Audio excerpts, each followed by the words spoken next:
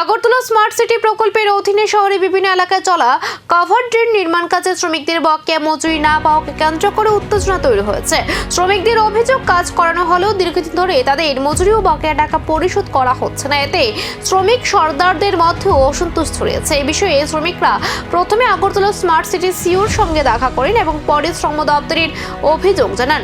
শ্রম দপ্তরের মালিক পক্ষ ও শ্রমিকদের নিয়ে বৈঠক হলেও কোনো সমাধান সূত্র মেলেনি বলে অভিযোগ। শ্রমিকদের দাবি, অবিলম্বে তাদের বকেয়া মজুরি পরিশোধ করতে হবে, নইলে আন্দোলনের পথে যেতে বাধ্য হবেন তারা।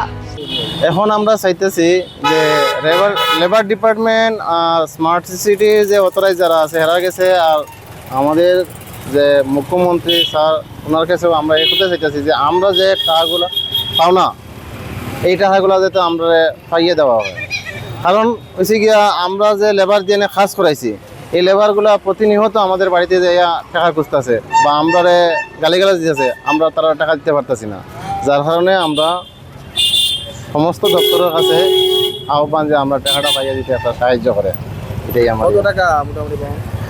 কত টাকা বলতে আমার যেমন ধরো রিটার্নশন মানে প্রত্যেক বিলে যত টাকা বিল আয় এতে 10% করে হল করে রাখা হয়েছে এই টাকাটা। কেউ আছে বিলের টাকাটা এরকম করিয়া প্রায় 7-8 লাখ টাকা 10 লাখ টাকা এরকম হইব। কতজন আপনারা? আমরা আছি 7-8 জন আছি, এরকম আছি। এক একজনের লগে 15 জন 20 জন করে লেবার আছে।